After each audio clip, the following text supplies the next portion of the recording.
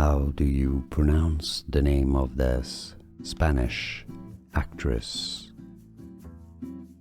Let's start with the Spanish pronunciation, how it's said in Spain. Ursula, a stress on the first syllable, that's why you have an accent on the first syllable. Ursula or Ursula Corbero.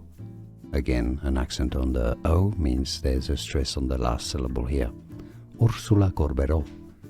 So in English you could say it as Ursula Corbero.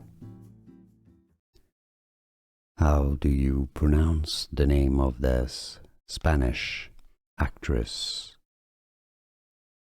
Let's start with the Spanish pronunciation, how it's said in Spain.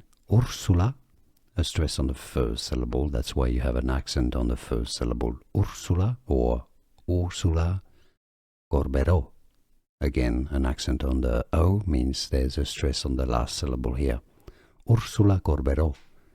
So in English you could say it as Ursula Corbero. Here are more videos on how to pronounce more confusing words and names too many mispronounced. Like this video if you found it useful. I appreciate your support. I'll see you soon and thanks for watching.